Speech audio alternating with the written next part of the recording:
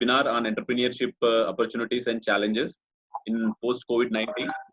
So it's indeed a great pleasure for me to invite you all for this webinar. So in this webinar, students, a lot of people are there, who's the students, engineers, entrepreneurship aspirants are there, faculties are there, and as well as practicing engineers are there. So everybody, I'm welcoming you all. And today with us, Dr. Hafiz Basha is there. So he's one of the entrepreneur, scientist, and professor of computers and electronics engineering.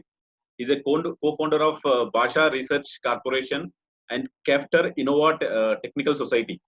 He's a two-time recipient of Young Scientist Award in India, and as well as Nepal, and also awarded Young Entrepreneur Award by the National Foundation for Entrepreneurship Development. He has delivered almost more than 60 guest lecture at various reputed institute in India as well as outside India. So few of reputed institute like BITS Pilani, NIT Surathkal in Karnataka, NIT Roorkee, and a lot of other reputed institutes he's delivered the lecture. So we are fortunate that today he is there with us. So I invite him to deliver lecture on today's topic, entrepreneurship opportunities and challenges in post-COVID-19. So I request to just take this session and please start your presentation. Assalamu alaikum.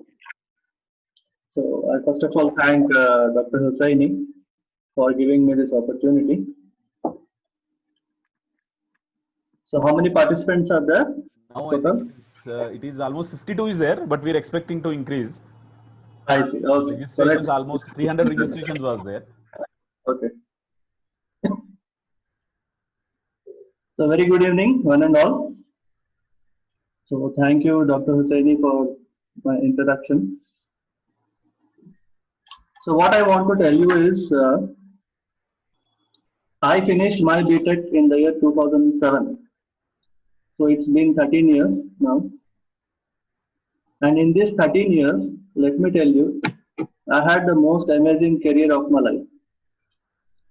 It was so amazing that I have been to 13 countries till date without spending a single rupee from my pocket. And it was so amazing that I was working full-time always. At the same time, I was always ensuring that I go for higher education. And in my BTech final year itself, I started my own company, that is BRCO. And today, my company has grown with presence in more than 8 countries. So as Dr. Hussaini was mentioning, so right now I am engaged with the Government of India at multiple organizations. So I am now expert at UPSC, where I am responsible for preparing a question paper for the Indian Engineering Services prelims. And I am associated with the Ministry of Micro, Small and Medium Enterprises as a startup mentor, where I help the startups in getting funding opportunities for the government. And beyond that, I am also associated with NITI Aayog, where I am mentor for the Atal Innovation Mission program. So I would like to request all the students to be very interactive in this session, rather than just being a one-to-many session. So Dr. Hussaini, I think students have an option, right, to unmute themselves. And unmute themselves option is not given. Actually, if they have any question, they can raise the hand. If any student raise the hand, we can unmute them and those students can ask the question. I see. I think better if we take the question answer at the end, because in between, I think it is interrupting you as well as to the students. Question answer session maybe you can keep at the end. If anybody having questions, they can post on chat box. Otherwise, they can ask, like raise their hand. Okay. So if at all I ask something, I think they can even message in the chat. Yeah, chat box they can message it. Yeah. So how many of you know NITI Aayog, guys? You are aware of NITI Aayog? You might have studied in your school something called Planning Commission of India, which prepares a 5-year plan for the country. Do you remember? So Planning Commission of India, earlier it was responsible only for preparing the 5-year plan for the country, and they used to do nothing beyond that. So that's the reason they have evolved and they have converted into NITI Aayog, which stands for National Institution for Transforming India. And NITI Aayog has been given a lot of responsibilities after this transformation. It is now functioning almost like a ministry. And as you all know, the chairman of NITI Aayog is the Prime Minister himself.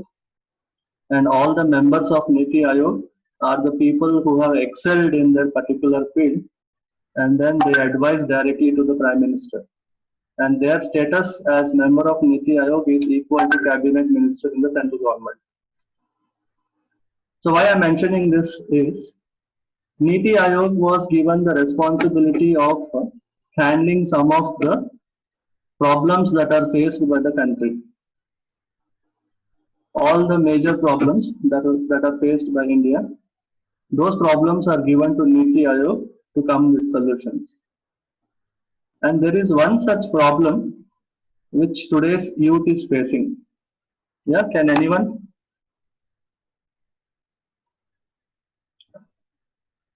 So there is one major problem which today's youth is facing, and that problem is being given to NITI Aayog. Yeah, somebody? Someone said economic slowdown. I'm talking about youth, guys. So students, I think you should tell me. It is unemployment, guys. Yeah, correct.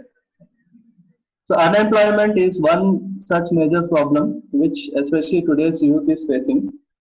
And this problem is given to NITI Aayog to work on it and come with some solution. And then after a lot of brainstorming, NITI Aayog finally decided there is no solution for this problem. But there can be some alternative, which cannot be an actual solution, but a temporary remedy for it. So they come up with something called as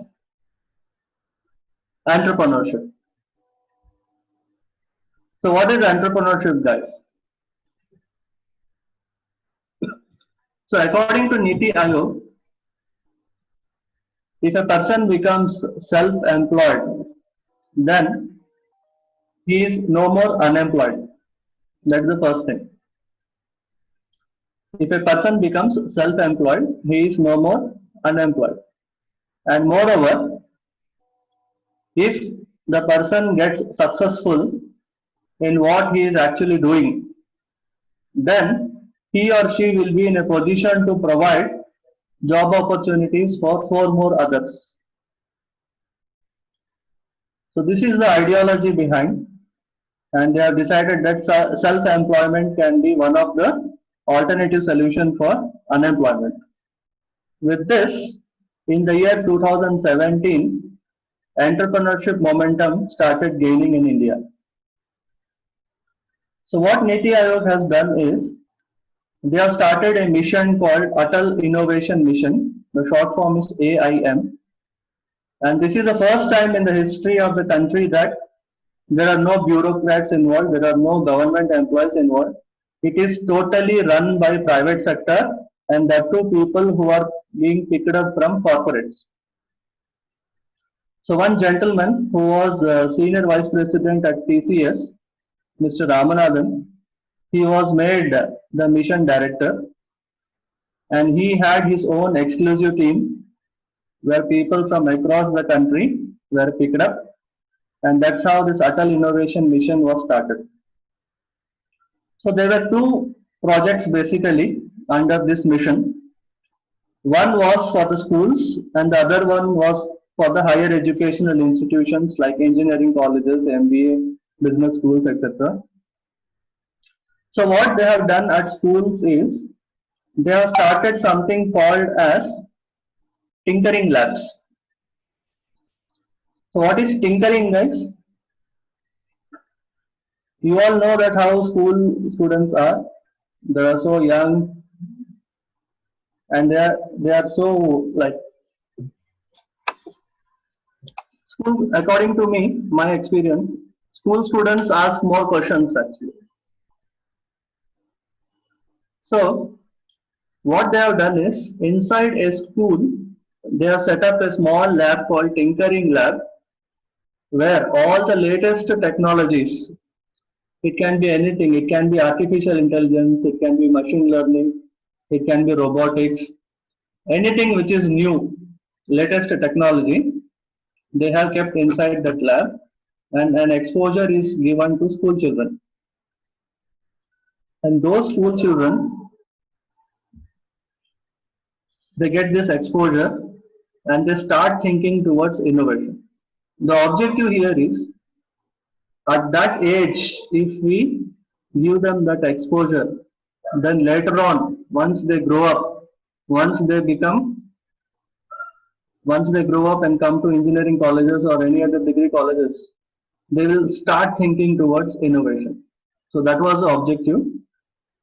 And let me tell you, this is a very successful program where more than 3,000 tinkering labs are already existing across the country, and 2,000 are yet to be started. So total 5,000 tinkering labs have been set up across the country. It's a very successful project where school students have got opportunity even to go abroad.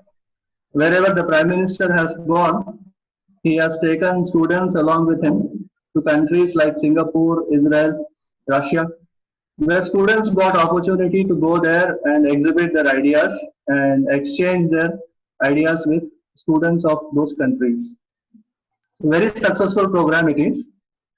And second one is Atal Innovation Missions Incubation Centers. They call it as Atal Incubation Centers, AIC. So in 2017, what they have done is they have started 2 incubation centers per state. Like that, on an average, they have started some 50 incubation centers, and then they have given huge funding, almost more than 10 crores, with 2 crores funding each year and engagement of 5 years. And initially, only the most premium organizations, they got opportunity to get Atal Incubation Center in the campus.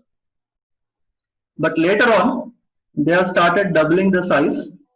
In 2018, they made it 50. Then now it is 100. Now even the small private colleges are getting opportunity to get funding. So not only Niti Aayog, there are even different ministries. Now there are almost 5 different ministries which are having government schemes for institutional support.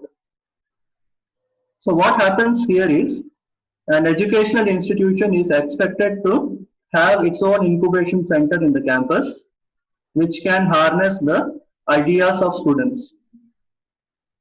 I think you guys know T-Hub, right? So T-Hub in Hyderabad is now Asia's biggest and largest incubator. Now T-Hub 2.0 is going to start very soon, which is going to dominate the entire world.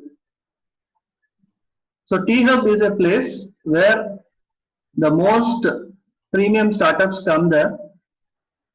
If a startup gets incubated in T-Hub, it means it has a potential to become a multinational company in the future. So every year, lakhs of applications come to T-Hub, but out of which only some around 200 will be picked up, and they will get chance to get incubated in T-Hub. So MHRD, what they have done is, they have made mandatory for all the educational institutions to start their own incubation centers. And let me tell you, even the accreditation agencies like NAC, NBA, they have some points for incubation center. Now you start thinking, guys, why do we need an incubation center inside a college? The answer to this is because of you. because of you all, because of the students. So we believe that young minds have more ideas, crazy ideas in fact. And these ideas, they have a potential to become an enterprise, to become a great business. Just a minute, I want to interrupt you. I think you don't have PPTs, right? You're not presenting on PPT PPT. is there, I'll just sharing. I was just introducing. Okay. So do I have an option to share my screen? Yeah, you can share your screen. Yeah, in bottom you having a option, share screen. Okay. Yeah, from there maybe you can share it. Yeah.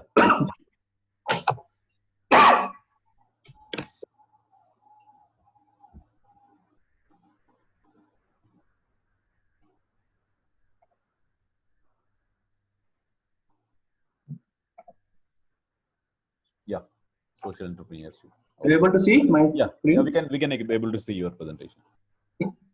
Yeah. So what I was telling is, why do we need an incubation center in an academic institution?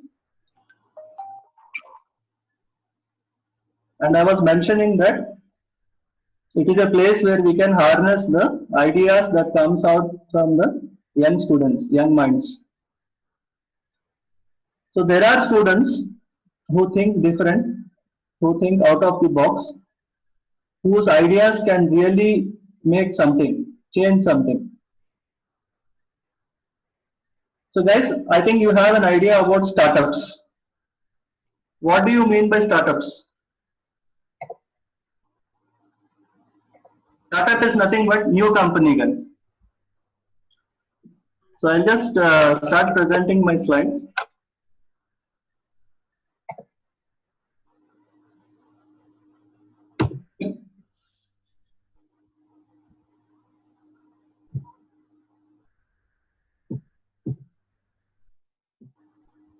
So let's begin with what is an enterprise and what is a business. Are they both same or they are different? So let us start from here. So what do you say, guys? Are enterprise and business both are same? Who is an entrepreneur and who is a businessman? Are they both same or they are different? If yes, then why? If no, then why? What do you think?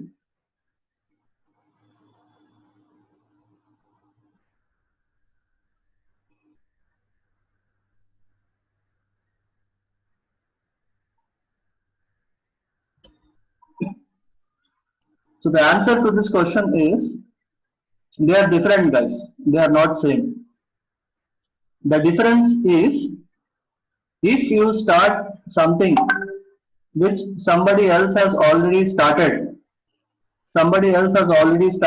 and he or she is making good money, it's a very successful model, then it is just a business. Because there are so many people who have started the same business and you have also started it and your purpose is only making money. Then you are called a businessman but not an entrepreneur. Then who is an entrepreneur? A person can be called as an entrepreneur if he starts something new, something which nobody else has started before, something which nobody has thought about it, something which may or may not succeed. There is a huge risk involved and you are taking that risk. Then you are an entrepreneur. Getting? So that is the difference between a businessman and an entrepreneur. And I usually talk about a topic called social entrepreneur because now social enterprise is blooming and even the government has kept huge opportunities for social entrepreneurs. The reason is there are so many social problems that are prevailing and those problems are yet to be solved and it can be solved by student ideas.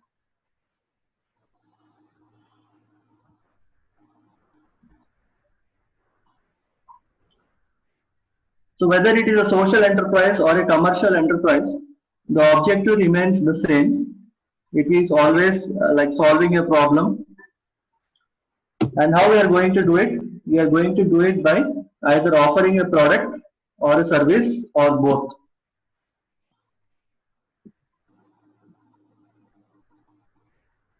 So, whenever I talk about social entrepreneurship, the first thing that comes in mind for most of the people is they start thinking about something called NGOs.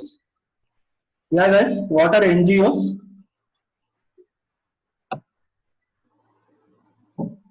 So few say it is non-governmental organization, few say it is non-profit organization. So whatever it is, so NGOs are basically non-profit organizations, and their purpose is to solve a social problem. But how they are going to solve the problem, that differs. So basically, NGOs are usually dependent on donations. They take up a cause, they try to raise money, and with that money, they try to address that problem, and that is how it works. On the other hand, if we look at a commercial business, so what happens here is making profit will be the priority. Yeah. Whereas in an NGO, we cannot even use the word called profit. If at all you have raised money which is beyond your expenditure, we call it as surplus but not profit. But whereas in a commercial business, you are working only for profit. And how you are doing it? You are doing it by offering a product or service. And now you start thinking, guys, start imagining, can we have a hybrid model of these two? A hybrid model of a NGO and a commercial business. That is how a social enterprise has emerged. A social enterprise is usually a profitable organization, mostly a commercial organization, but started with an objective of solving social problems. It is not dependent on donations. It offers its own products and services, and the profit that is made out of it, that money is utilized to address the social problems. So that is a social enterprise. So I'll be sharing these slides with you.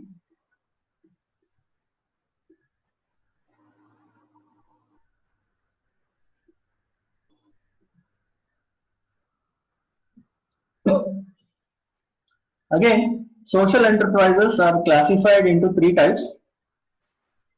We have embedded type, we have integrated type, and we have external type.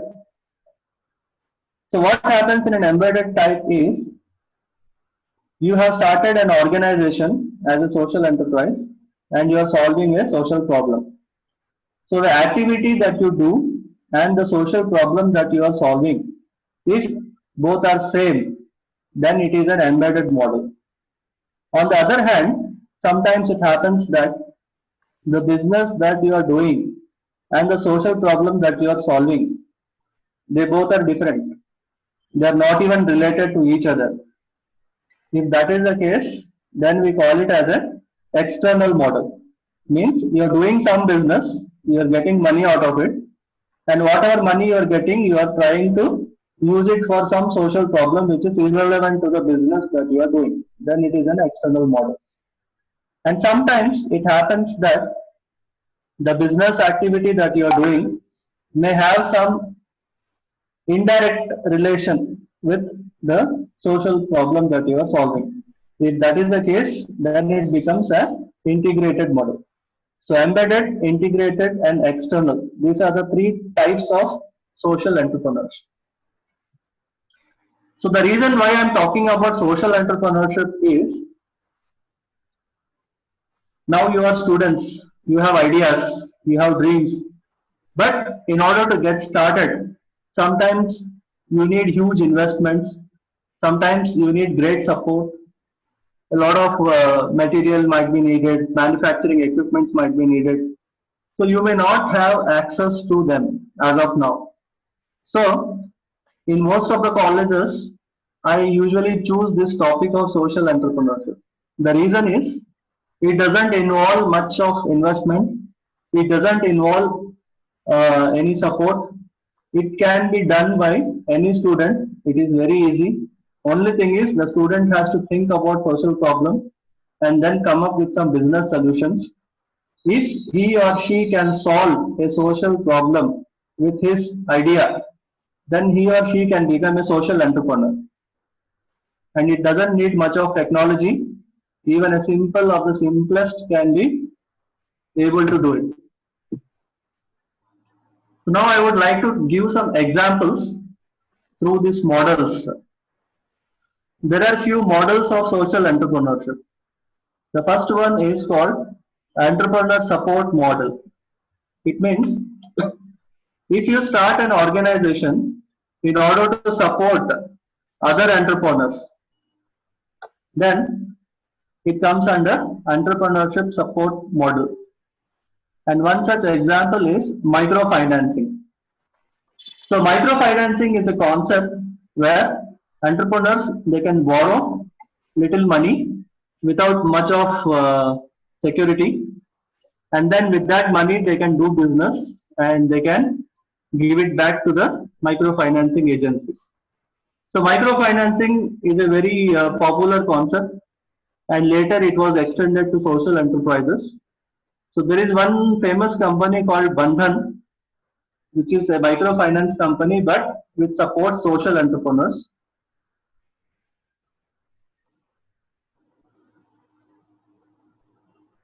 And the second model is market intermediary model, where there is an organization which doesn't make anything, which just goes in the market as a brand. So I think you all know Amul, right? You all like Amul ice creams. Yeah? So what is Amul, guys? What is the full form of Amul? Anand Milk Union.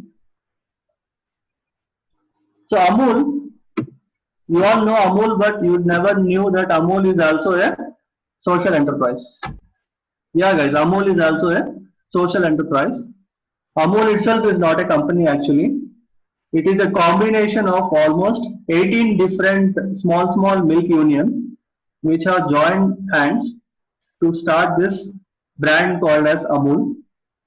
So what happens here is all these small milk unions, they take care of collecting the milk, processing the milk, and then making a product out of it.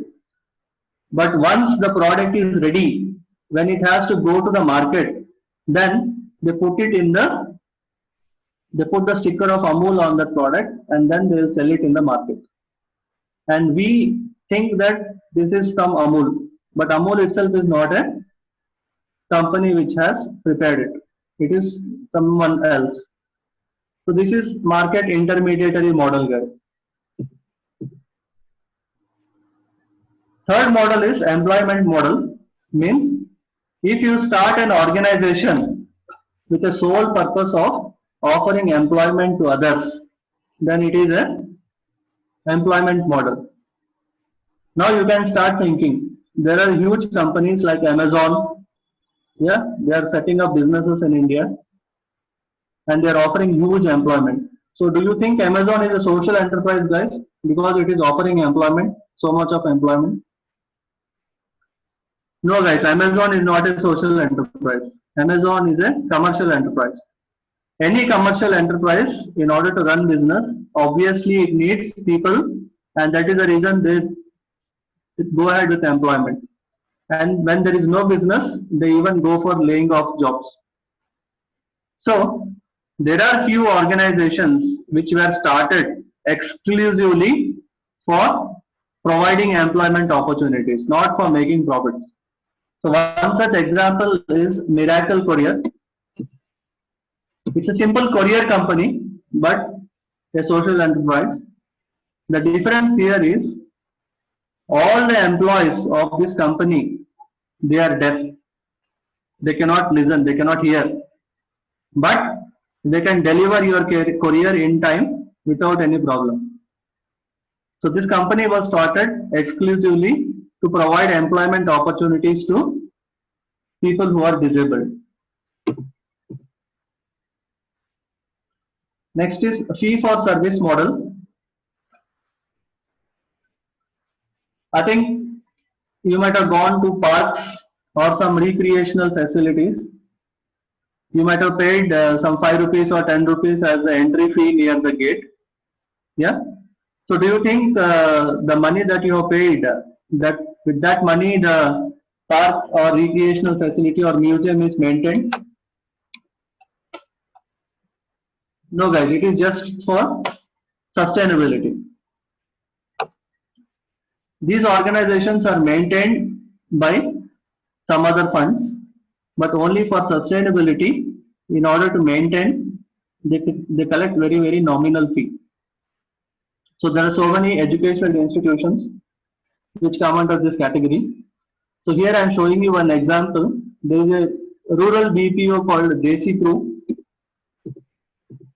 So this organization was actually started to provide helpline facility to farmers, where the organization is based in rural parts, that is in villages, and farmers, they can just contact these guys and raise questions, and they will help you out with solutions.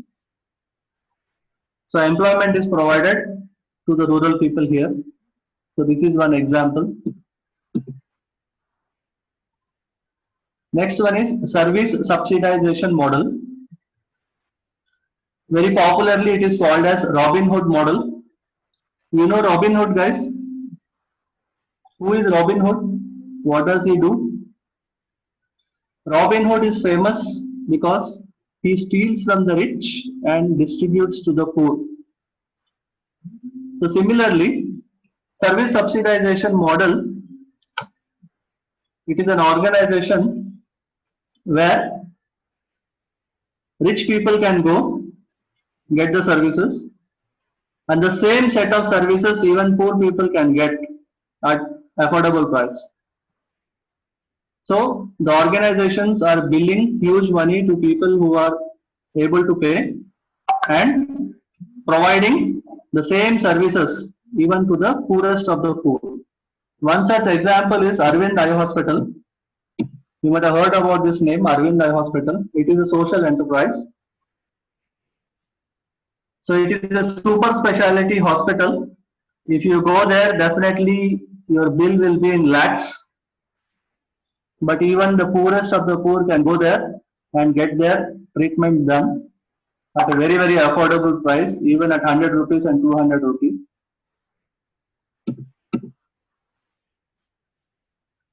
Next is market linkage model. This is more like a third party where people buy from the producers and then sell to the customers. They come as intermediate. So usually they call as brokerage firms. So there is one famous company called as Fab India. Fab India is also a social enterprise.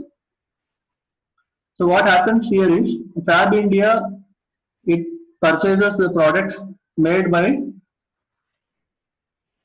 artisans or people, and then they exhibit it in their facilities, and the customers, they buy it from Fab India.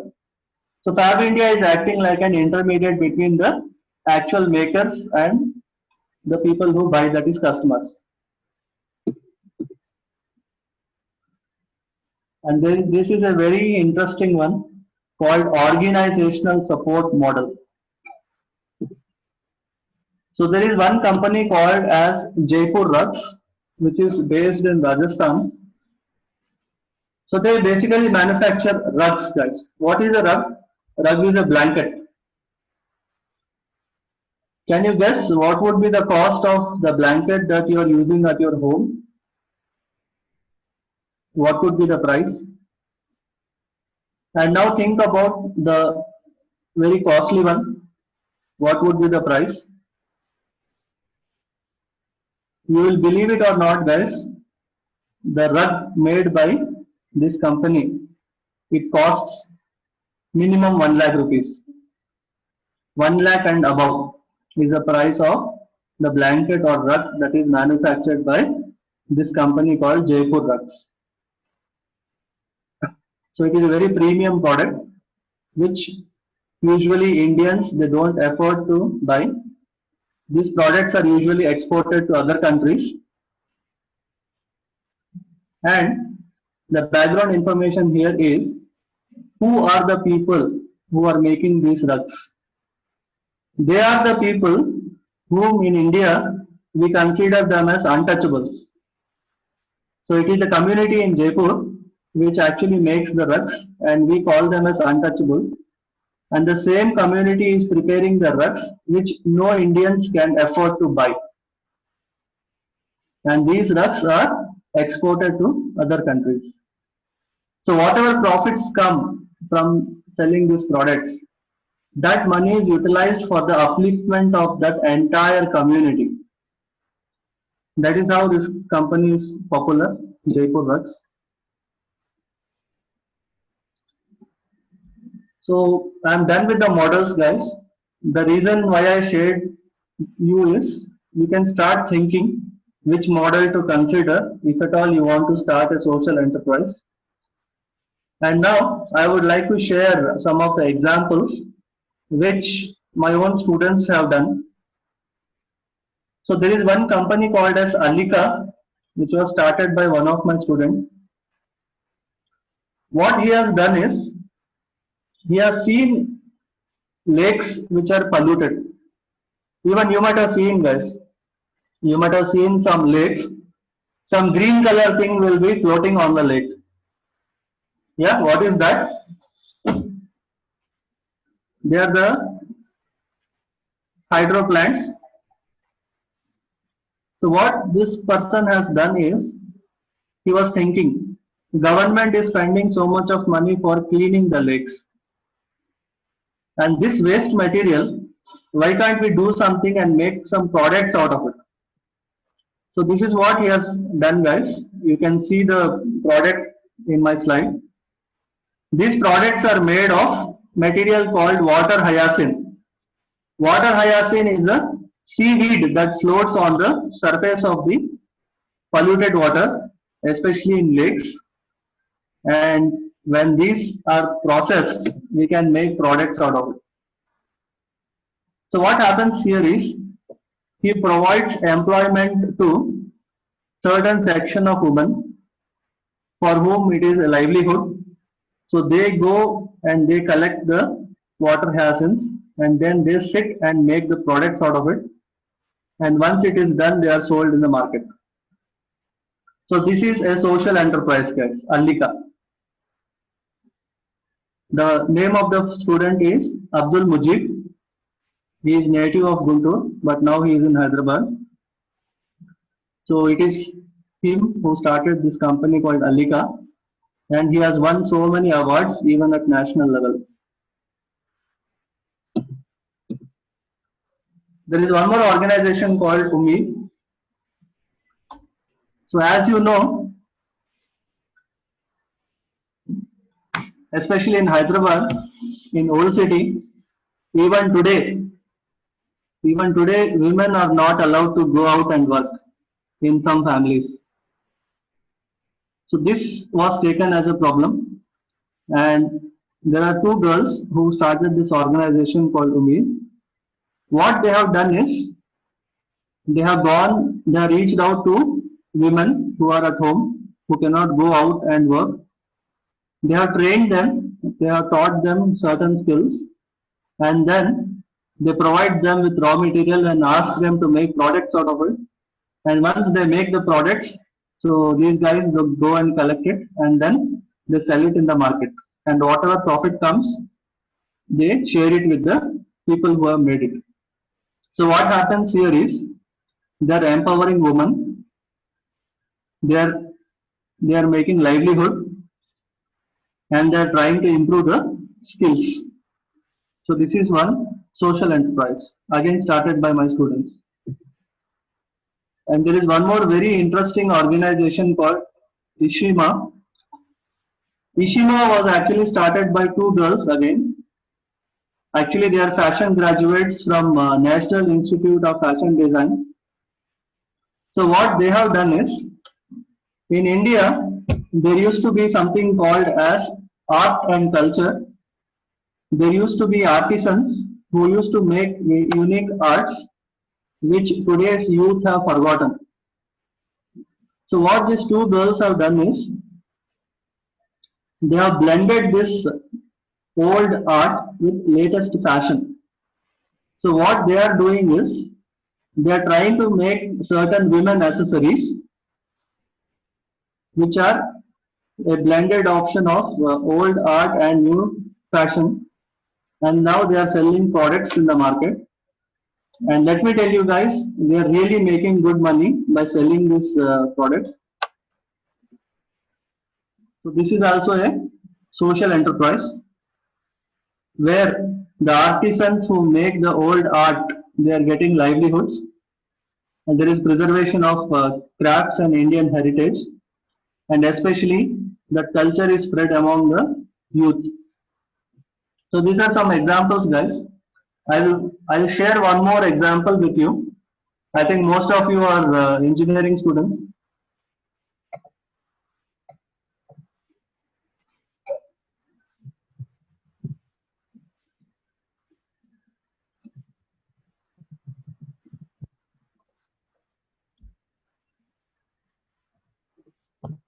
So there was one student of mine, his name is Satya.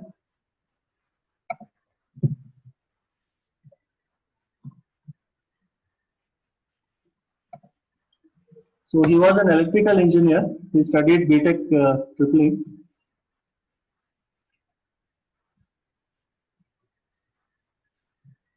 So I used to teach him a subject called high voltage engineering, but he was not much interested in the subject. But suddenly, one day he came to me. He told me that there are so many people dying because of electrical accidents, especially because of the overhead lines. So he has identified that Telangana state is recorded as highest in the fatalities caused because of electrical accidents. And the people especially who are dying are farmers and their cattle, especially in the rural areas.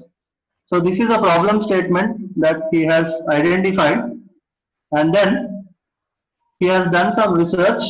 He has come up with some products. So I'll just show you. I have the product ready with me here.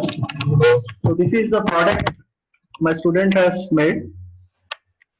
So this is a safety electrical starter box which farmers can use for their day-to-day agricultural activities.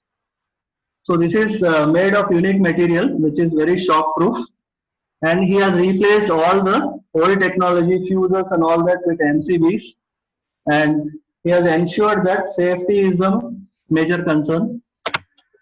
So what he does is he organizes safety awareness camps at villages. He goes to the villages, he talks to the local village heads, maybe sarpanch or local politicians, and then he will convince them and he will make them speak about electrical safety with the farmers. And in the same awareness camp, he will be exhibiting his products. So there will be few people who get convinced and they try to purchase it. So like that he sells his products. And sometimes he convinces the politicians to distribute those products to the farmers free of cost. He has gone to the level of even getting subsidy. So this project is entirely funded by IEEE, and you can watch his video on YouTube also. Very interesting. And he has got an opportunity to go abroad also. He has delivered talks at various platforms. So there is one interesting platform called Kantari, which is based in Kerala, where every year some 10 students are being picked up from different nationalities. No two people are from the same nationality. They live together for 8 months and they have an international exposure in India itself. He has even gone to places like Jakarta and has delivered talks. And he has got Commonwealth Youth Excellence Award from the British government. So that is Mr. Satya, who started an organization called Kanti. So these are some of the examples, guys. So if you want to do it, you can do it, guys. The only thing is you need to take it seriously. So here I stop my slides.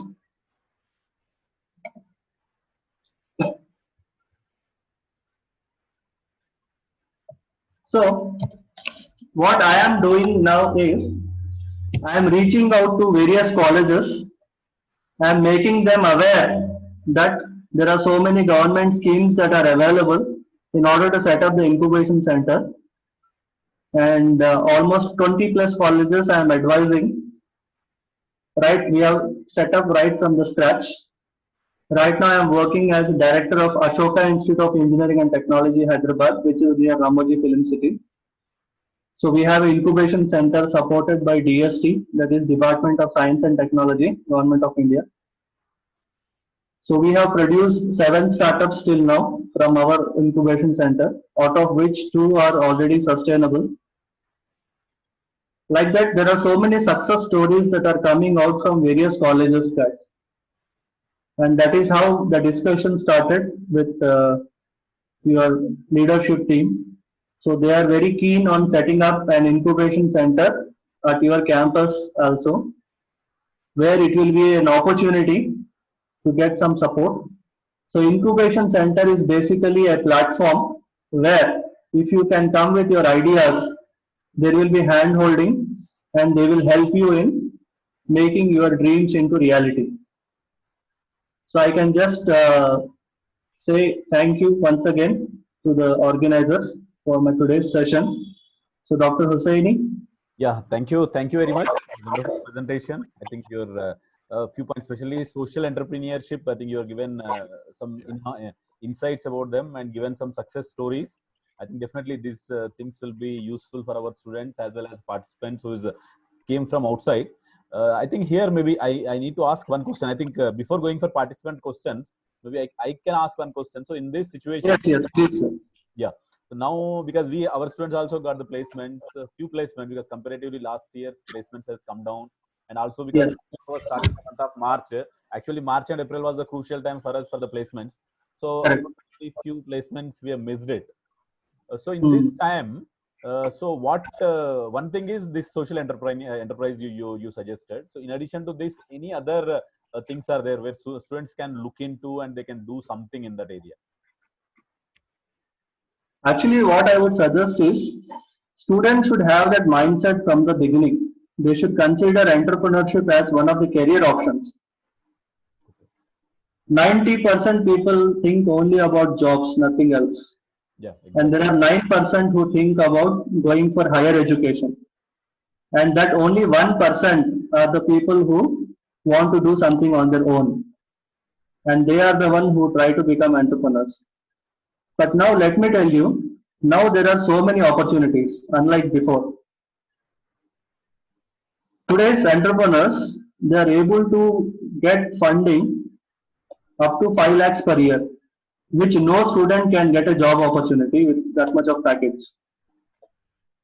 So I have seen students who have started something on their own and they are able to make at least 5 lakhs per year for their initial startup.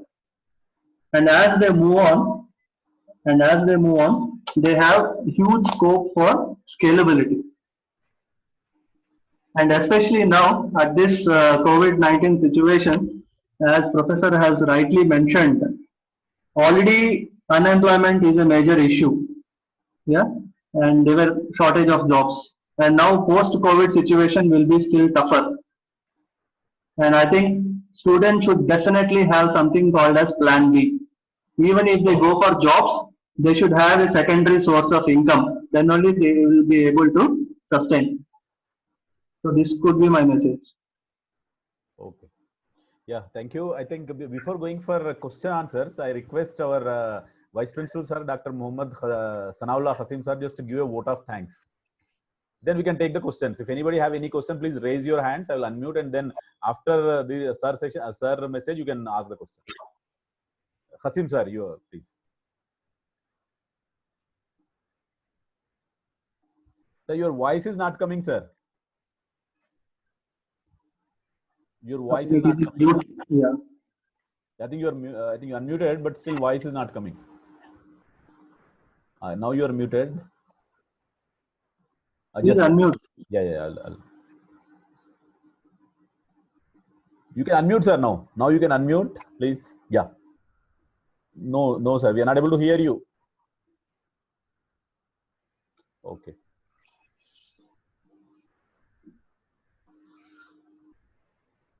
So I'm really glad there are so many messages in the chat box. Yeah. Students are asking questions. Yeah. I think I'll take one question. I think लगा सकते हैं उस पे sheet लगाना एक सही बोले तो एक शीट लेक्चर होती है sir. Okay. Yeah, I think there is one person. After maybe question answer, maybe we'll go to Hasim sir. So meanwhile, maybe sir can rectify his issue. So Muhammad Sultan, I think he has some question. I just unmuted you. Please unmute yourself and ask your question. Yeah. Good evening, sir. Good evening. Sir, as I am a civil engineering student, so sir, what should be the idea about civil engineering to become an entrepreneurship? Sir? When compared to all other branches, civil engineers are having huge potential to become entrepreneurs. Because every civil engineer can become a construction engineer. Every civil engineer can start his own construction company. So huge potential for becoming a businessman. So as a civil engineer, if you can come with some innovation, maybe you can improve the construction practices or you can use some latest technologies. Now I think you might have seen in foreign countries, nowadays they are using 3D printing for construction of bridges. Yes, yes. So you can add innovation to what is there currently. So as a civil engineer, you can think about how things can change, how new kind of buildings or new kind of structures can come, how new kind of construction materials can be made. So there are a lot of options. I have seen a lot of civil engineers. My own students, they have made a machine which can automatically brick wall machine. Yes, sir. Okay, sir. Thank you. Yeah, I hope your question is answered, and the lot of our civil engineering question also answered. I hope because they Yes. may have Compared to other branches, they have more scope. Yeah, exactly. Because Yes, now sir, India, especially real estate is zooming, so there is a good opportunity for civil engineers. Okay, sir. Thank you, sir. Okay, most welcome. And now I request Nagavalli Rao. So please, I am unmuting you. Please ask your question. Yeah, good evening, Hafiz. Hi. Good evening.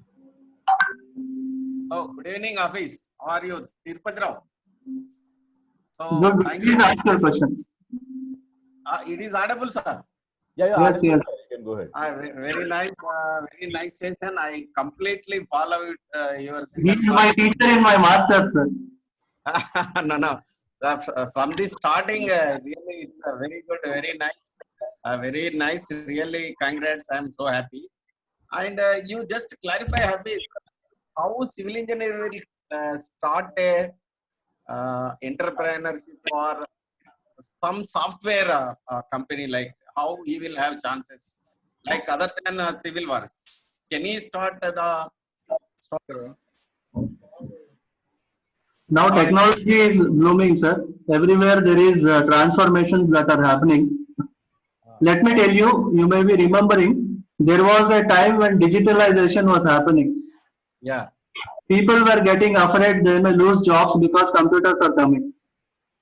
But something else has happened. It has given rise to various new opportunities. IT boom came to India. So many people got employment. Similarly, at this juncture, people are again getting afraid, thinking that if artificial intelligence comes, automation happens, then again we may lose jobs. No, sir, again new kind of jobs will come, new age jobs will come. Only thing is, we have to just upgrade ourselves. We have to get equipped with all those tools so that we will be able to start something new. Yes, very nice. Now almost every startup is trying to use new technologies and try to do something. Even T-Hub is incubating startups which are from latest technologies. I think in Triple IT Hyderabad also, they have a separate incubator for deep tech startups. Yes, sir. So nice. Thank you, sir. Thank you for your HOD, sir, also. And I small request, officer, you give me a time for me. I'll go one webinar from my college also. I'll call back you later, sir. Sure, sir. Definitely. Thank you. Thank you so much. Thank you very much, sir, for your. Now, I think Hasim sir's technical problem is solved. I hope. Uh, Yeah. Are you able to hear me, sir? yes, sir. We can Now hear we you. can do it, sir. Yes, sir. Yes. First of all, I would like to thank Dr. Hafiz Basha, sir, for accepting our, invitation and taking the initiative to inspire our students for taking up this incubation activities and going for entrepreneurship. Before giving the vote of thanks, I would like to say that really it was a inspiring session wherein we could know about so many concepts which we were not aware actually, frankly speaking. So, like you spoke about social entrepreneurship, wherein you clarified how it's a hybrid model between traditional enterprise and an NGO or non-profit organization. Then you gave the three types, like embedded was there, integrated and external. Along with these three, you gave all over India, national level, what were the startups and how they grew and how they are popular and how they have reached the masses. That was superb.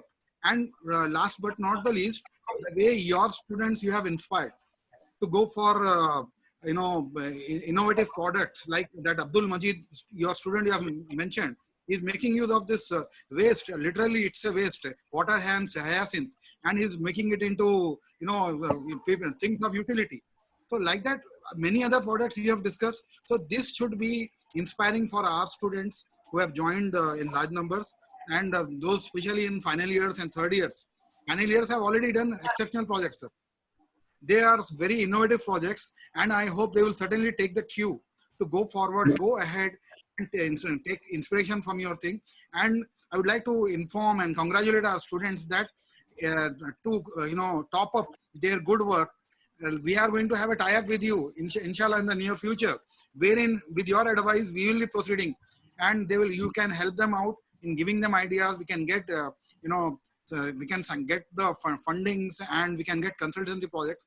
And since final years are in the last stage of going out, third years can take the opportunity and avail this opportunity so that by the time they are finishing their engineering, they can be entrepreneurs by themselves. They can take a lead and they can start up, and the startup, like you have told, the lot of opportunities arising in the T-Hub. Lots of applications are coming in T-Hub and only a few are selected.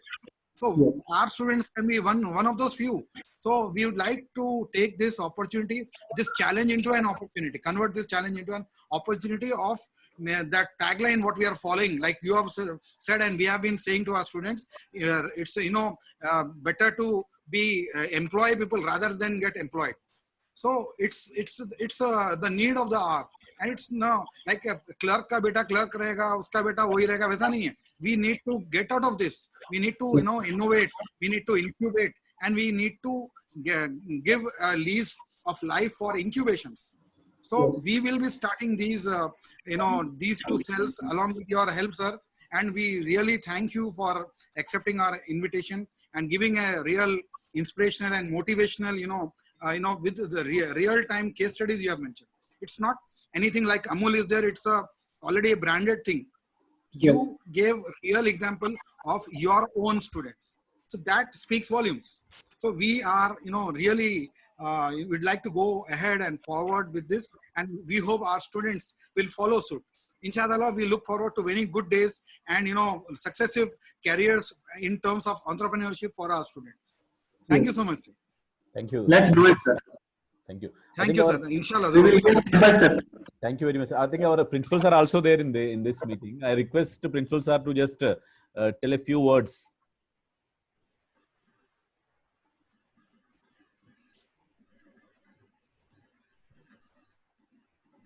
Not able to hear you, sir. Principal, sir. I think maybe there is again some technical issues may be coming there. So meanwhile, we can take one. I actually had to move from my laptop to my phone. Yeah. That is why I could work it out. Yes, sir. I understand. We need to do it. Okay. So meanwhile, just I'll take one more question from Saad. He having some question. I request him just go ahead and ask the question. Yeah, unmute yourself, Mr. Saad. I think he's.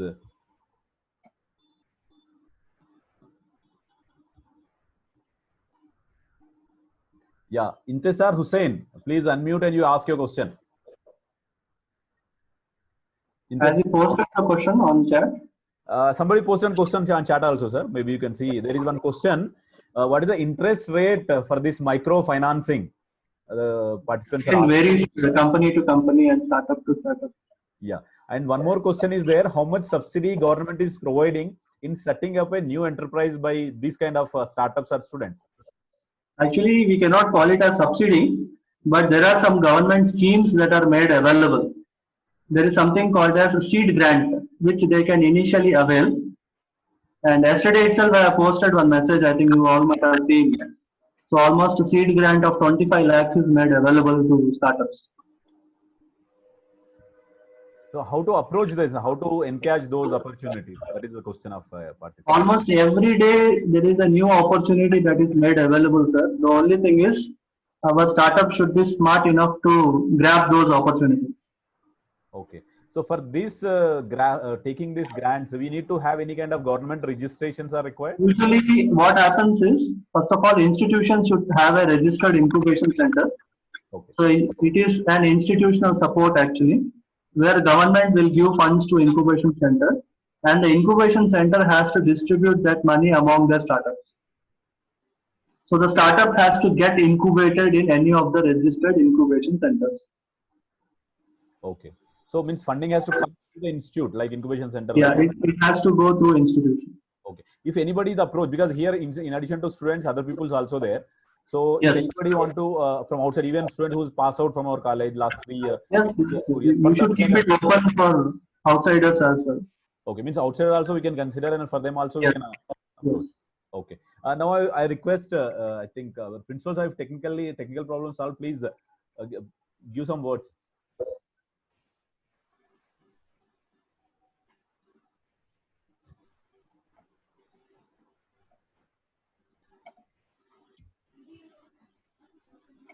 Yeah, I think now the Intesar Hussain, you already unmuted. Can you please ask your question, whatever doubt you have. Called as MSME from the government. If you could shed some, because I am in the process of starting something, and I have been researching and I came across MSME. So if you can give some more insights about what exactly is MSME, and I heard they provide a loan for startups up to 10 lakhs also. So is there a procedure to go about it? How do we access it? That's what, as a startup company, you should first of all register your organization. It cannot be individual, it should be an organization. And I would suggest you and your team members, first you register yourself as an organization. You can have some name and get it registered. And once you register yourself, you have to visit Startup India website. And once you get registered in Startup India, from that time onwards, we can start calling you as a startup. So for the registration, we can only go through the. First of all, you have to do your organization registration, whatever that you are planning. Either it can be partnership firm or it can be some private limited company. So there are multiple options. So you can choose any one of the registration formalities, and once you register as an organization, then you approach the Startup India. So everything is online process. You have to just register your organization in the portal of Startup India, and if you meet their requirements, then you will get a tagline that you are a startup. And once you get that tagline, then you will be eligible for applying for various schemes. Similar, there is a registration process through MSME also actually. Yes, so I was yes. actually approaching that. So it's fine if I approach from registered from any other platform also, no? Yes, I mean, but my suggestion will be you register it as a partnership firm. Yeah, partnership firm obviously. Get it registered with the state government. And then second step will be you put your details on Startup India portal. And from there onwards, you can start applying to several government schemes. Okay. Thank you, sir. Okay. Yeah, thank you, Hussain. And now Saad, I think Saad having some question. So maybe you can unmute yourself and go ahead, Saad. Hello, sir. Hi, sir. Yeah, sir, my question is about considering the current situation of COVID-19, what is the best approach an entrepreneur can take to boost his business and how to start it in a COVID? Again, we have to take things positively. There are so many entrepreneurs who are thinking that in this COVID situation, they might have taken wrong step in starting something on their own. But on the other hand, there are so many entrepreneurs and startups who have adjusted to the current situation, and now they are coming up with some new kind of products and services which can meet the current demand. So there is one company called RoboGnan. It was started by my students. They were into robotics initially, but let me tell you guys, they have even sold face masks, then IPE kits, and even they have sold chicken on using online portal. Means they were adaptable, like they have not sticked on to their core business. Depending upon the situation, depending upon the circumstances, they have tried to bring in more options in their company, and then they were able to sustain themselves by generating revenue with various other means. So even for the new startups, you can identify what are the current opportunities that are there. What is the market? What is that you can start which will be sellable? So depending upon that, you can choose wisely and you can start immediately. Technology is there, guys. See, even today we are able to have a webinar. Otherwise, it could have been a college guest lecture kind of thing. But still, we are using the technology and we are continuing with things. Thank you, sir. Yeah, thank you very much. I think nobody having question now. I think the wonderful session we have heard from, we have listened from last 1 hour. So on social entrepreneurship and as well as the opportunities in this situation, current situation of COVID-19 and post lockdown. So I think it's a wonderful session, sir. Thank you very much for your time and in your efforts. Inshallah, we will be in touch with you and we'll take your help to move forward and to help our students as well as other people, anybody interested in entrepreneurship. So thank you very much. I think with this, I can conclude for today's session.